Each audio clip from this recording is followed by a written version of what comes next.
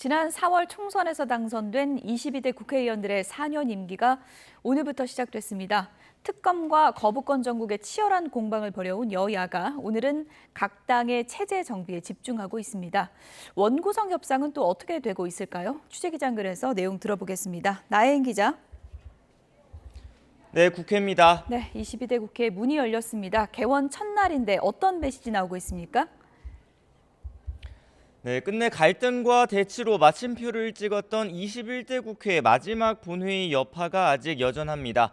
폐기된 최상병 특검법과 윤석열 대통령의 14번째 거부권 행사를 두고 여야 공방이 이어지고 있습니다. 국민의힘 황우여 비상대책위원장은 YTN과 통화에서 윤 대통령의 거부권 행사는 삼권 분립의 한 축인 행정부 수반으로서 정당한 권한이라고 옹호했습니다. 반복되는 거부권 정국에 대한 우려는 알지만 입법부에서 야당이 법안 강행 처리를 계속하는데 견제할 수밖에 없다는 논리를 폈습니다. 여당은 최상병 특검 역시 공수처의 수사 결과를 지켜보자는 입장을 고수했습니다. 최상병 사건을 가슴 아파하지 않은 사람 어디 있고 그것을 정확하게 밝혀내서 국민들에게 알려야 된다고 생각하지 않는 분이 어디 있겠습니까? 근데 이것을 너무 정치적으로 정권을 흔들려고 활용하는 것은 맞지 않다고 생각합니다. 반면 더불어민주당은 윤 대통령의 거부권 행사를 겨냥해 도대체 언제까지 국정 운영을 이렇게 막가파식으로 할 거냐고 비난했습니다.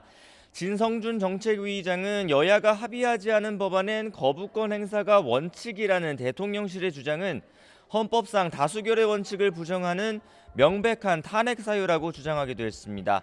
최상병 순직 사건 수사 외압 의혹에는 이종섭 당시 국방부 장관이 윤석열 대통령을 비롯한 대통령실 관계자들과 통화했던 기록이 속속 드러나고 있다는 점을 부각했습니다. 대통령이 몸통이라는 물증이 나오고 있습니다. 윤석열 대통령이 왜 기를 쓰며 해병대원 특검법에 거부권을 행사했는지, 국민의힘은 왜 억지를 써가며 재의결을 반대했는지가 속속 드러나고 있습니다. 네, 22대 국회 첫날인데 민주당이 오늘 곧바로 최상병 특검법 다시 발의한다고요? 네, 오후에 의원총회를 소집해서 당론 1호 법안으로 채택하는 절차를 먼저 밟고 곧바로 발의한다는 계획입니다. 지난해 9월에 발의했다가 마지막 본회의에서 폐기된 21대 국회 특검법보다 특검의 수사 범위를 조금 더 넓혔습니다. 당 관계자는 그동안 진행된 공수처 수사 과정에서 새로 드러난 의혹들을 반영했다고 설명했습니다. 여당이 문제 삼아온 특검 후보 추천권 역시 대한변호사협회의 1차 추천권을 없애고 민주당 외에 비교섭 단체가 후보자 한 명을 추천할 수 있게 했습니다. 또 대통령이 특검 임명을 하지 않을 경우에 대비해 후보자 중 연장자가 임명된 것으로 본다는 조항도 새로 넣었습니다. 민주당은 또 이재명 대표의 총선 공약이었던 25만 원 민생회복지원금 지급을 위한 특별법도 오늘 당론으로 채택해 발의한다는 계획입니다. 네, 국민의힘은 오늘부터 1박 2일 워크숍 행사가 예정돼 있다고요? 네, 당 지도부와 소속 의원들이 충남 천안의 한 연수원에 모여서 단합하는 시간을 갖습니다. 총선 참패 이후 당 혁신 방안과 22대 국회 입법 과제, 또 대야 협상 전략 등을 논의할 예정입니다. 차기 당대표 선출을 위한 전당대회 준비 현안을 놓고 난상 토론도 예상됩니다. 단일 대우를 강조하면서 민생정당 또 정책정당으로 거듭나겠다는 의지를 다질 것으로 보이는데 여당도 당 정책위 차원에서 22대 국회 1호 법안을 준비하고 있습니다. 장동혁 원내수석 대변인은 아침에 기자들과 만나서 민주당이 주장하는 민생지원금 지급 법안은 받을 수 없다는 입장을 재확인했습니다. 이재명 대표가 전국민 지급 대신 차등 선별 지원이라도 하자고 제안했지만 달라질 건 없다고 선을 그었습니다.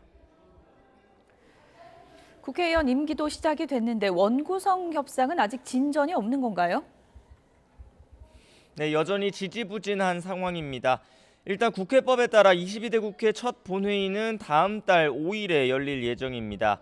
이 자리에선 원내 일당 민주당이 후보로 내세운 우원식 의원 등 전반기 국회의장단 선출을 위한 표결이 진행됩니다. 정식 개원식은 나머지 상임위원회 구성이 모두 끝나야 열 수 있는데 법제사법위원장이나 운영위원장 등 핵심 상임위원장 자리를 두고 여야 줄다리기가 이어지고 있습니다. 민주당 박성준 원내수석 부대표는 YTN과 통화에서 여전히 협상에 아무 진전이 없다고 말했습니다. 오늘부터 여당 워크숍이 예정돼 있어서 아직 회동 일정이 잡힌 것도 없다며 여당이 지연 전략을 쓰는 것 같다고 주장했습니다. 법사위와 운영위를 포함해 상임위원장 18명 가운데 11명은 민주당이 맡아야 한다며 협상이 안 되면 국회법을 준수하겠다는 입장에도 변화가 없다고 덧붙였습니다. 국회법상 원구성 시한은 다음 달 7일입니다. 반면 국민의힘은 법사위와 운영위원장을 다 가져가겠다는 건 헌정사를 다시 쓰겠다는 거라고 반발했습니다. 배준영 원내수석 부대표는 아침에 기자들과 만나서 국회의장과 법안심사의 최종 관문인 법사위원장까지 모두 야당이 맡으면 입법부는 통법부가 될 거라고 주장했습니다. 대통령실을 담당하는 운영위원장 자리를 달라는 건 역시 소수당이 국회의장 자리를 요구하는 것과 같다고 일축했습니다. 22대 국회 역시 범야권 192석, 여당 108석의 여소야대 지형으로 문을 엽니다. 한동안 대치 전국은 계속될 것으로 보입니다. 지금까지 국회에서 전해드렸습니다.